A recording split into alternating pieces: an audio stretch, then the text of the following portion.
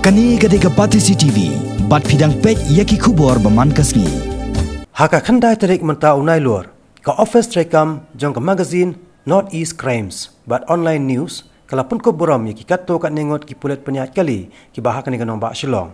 Haka jelang ka balalong Hasadar Police Station Shillong.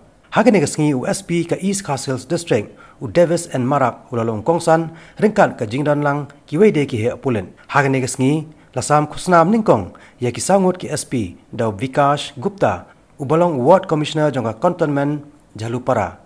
Bat bot saya kisangot ki DSP, dakakong Riba Solo Nika, Karpran, kabadai ke Nongshan, ya ke magazine Northeast Crimes. Ki wede ki belai okus nam hakan ikas ngi ki kentop, ya ki prangot ki IC bat OC, bat ya ki lai pun rengot ki Constable, ki Head Constable, bat ru kumjo sya ki pulet Homeguard. Hakan ngi jelang, lawan sak hilang ru, da ki bahaya ngasam, jog ni ki pulet ki belai buram hakan ikas ngi.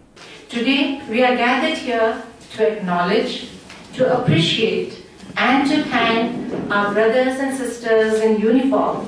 Without their presence, it would not have been possible to come out on roads of Shillong.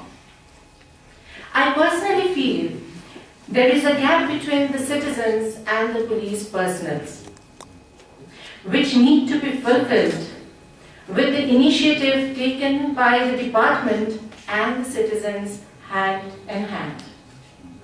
It becomes easier to understand, react, and find solutions to the problems if the gap is bridged using communication tools like celebrating the traffic week, taking along the various self-help groups and different NGOs on board.